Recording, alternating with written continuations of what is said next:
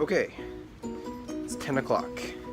I'm just leaving my room. I've gotten plenty of sleep to make up for the lack of sleep that I got over the previous 24 hours. And it is an overcast day, which is actually really nice because I'm going to be walking basically across the entire city today. I had a bike tour scheduled, but they canceled at the last minute because there weren't enough people. So I've downloaded a self-guided tour on my phone, but in order to start that tour I have to walk to the starting position, which is a park on the other side of the city. So according to Google Maps, it would take me about 36 minutes to get there by bus, or I could walk and it will take 50 minutes. So I figure I'd rather walk and see the city on my way and lose the 15 minutes. So we shall do that.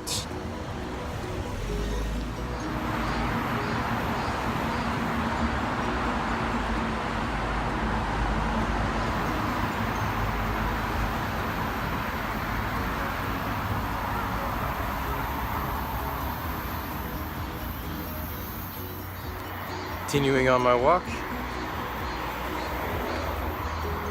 I love these pedestrian pathways above the busy streets. Do we have these in America?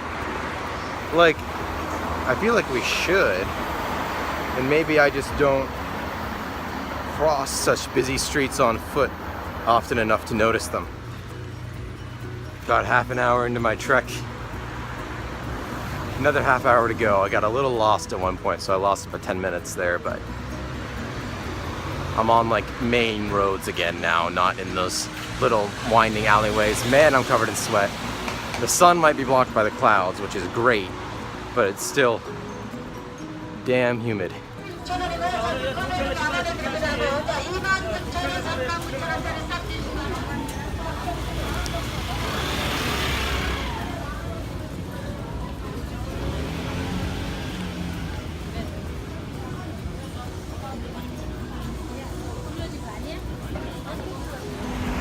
So I need to get over there. I can't find any regular crosswalks, so I'm thinking maybe this is an underpass. Oh wait, no, there's a crosswalk over there. Okay, I'm gonna try that first. There are groups of police officers like this moving around everywhere. I don't know. It's almost noon. Maybe they're going off on lunch or something.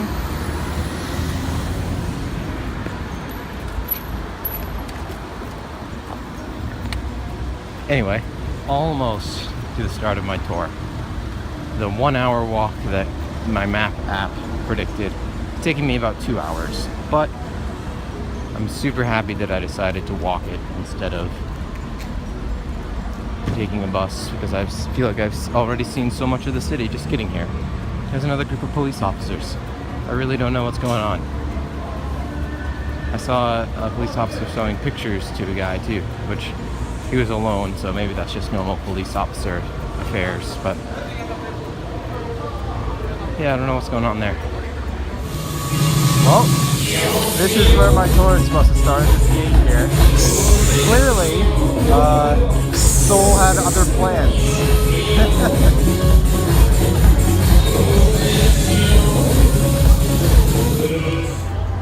The best laid plans, right? I don't know what the rules are about where you're allowed to stand to watch this. Nobody seems to be out in front except for a couple people with cameras. I'm behind a fence line, so I hope I'm not violating any rules by standing here. I'm gonna wait for this one to start and then I'm gonna move on. This tour is working really well so far. I just went up behind me, up there.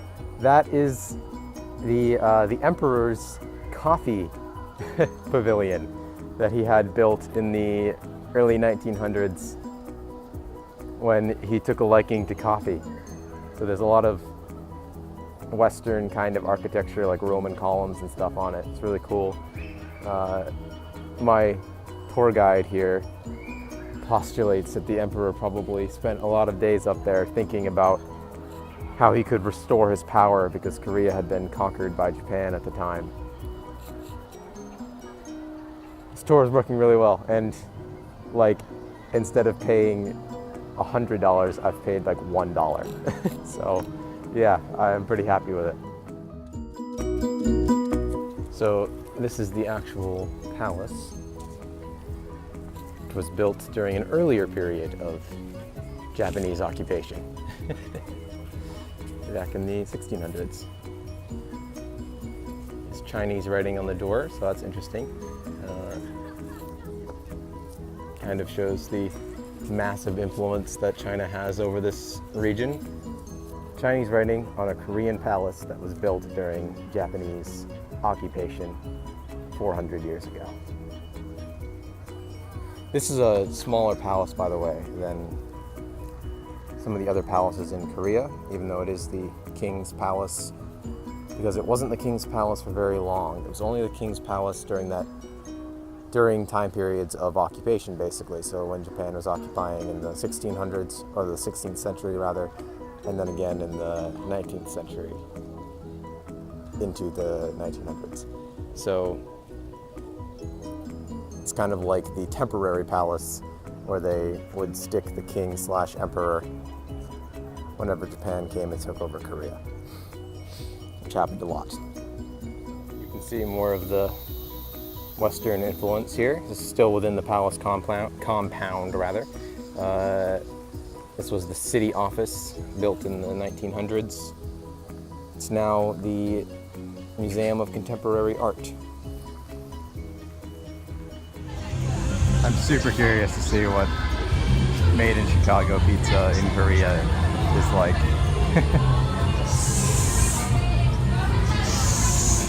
Well, I guess that's what it's like. It looks really good, but $20 is a little bit more than I want to pay for a pizza that I could wrap my hands around. But that definitely looks good. I'm gonna look for something else for lunch. It was the first Western school in Korea. It's now a museum on the first 2 floors. And then over on the other side, it's the Appenzeller Noble Museum. They wanted to open a church, by the way, but the emperor wouldn't let them, so they opened a school instead. And there's the Museum of Art side of the building. I think I'm going to try to go into the museum. Well, I went into the museum for about 45 minutes or so.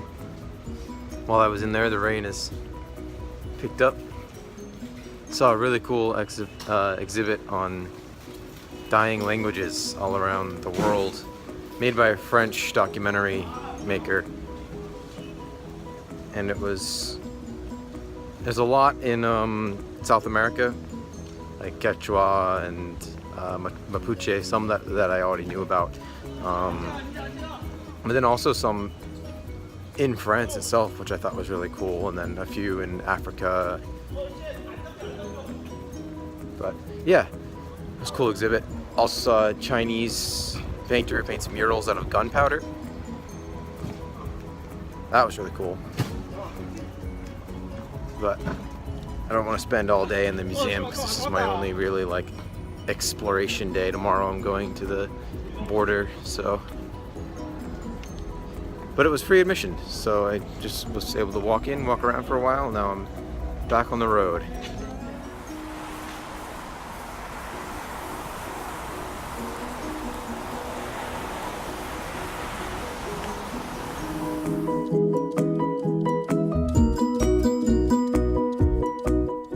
So this is another palace.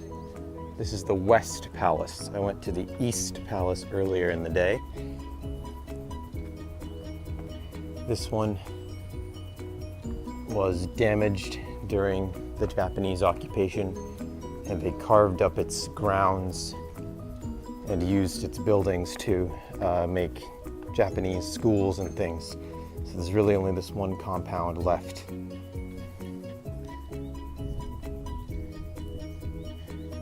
This was kind of like the vacation palace. It was further away from the king's offices, so he could come here to relax. There were 10 kings apparently who used this palace.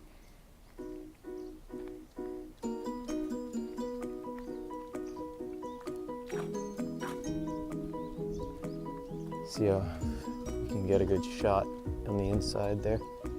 It's also much less visited, which I think is evident by the fact that it's only me and this one other guy here.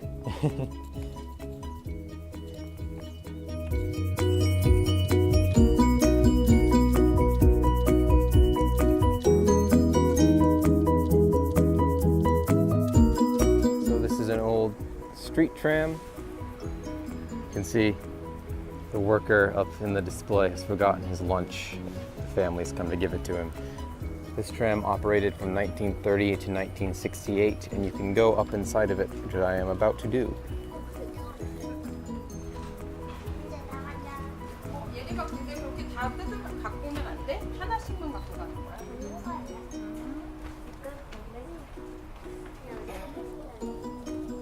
우리 이거 읽을 거야? 이거 그러면 가방에다 넣어놔. 이따가 집에 가서 다 읽어. 엄마 가방에 넣어. 셋이 같이 거기 앉아보세요.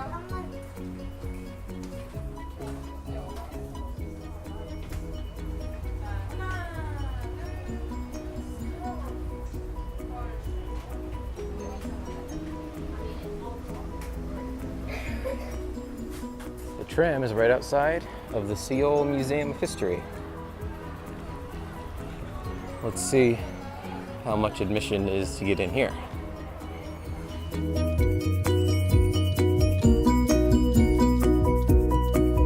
This exhibit is about the women who traveled to West Germany to work after the war.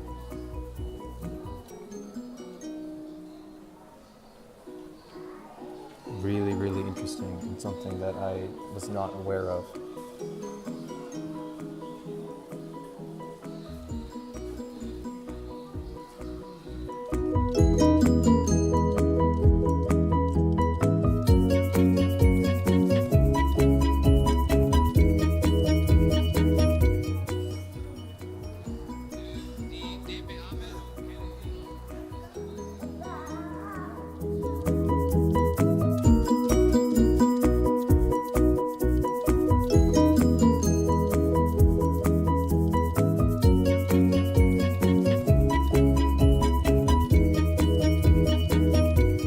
That was really cool.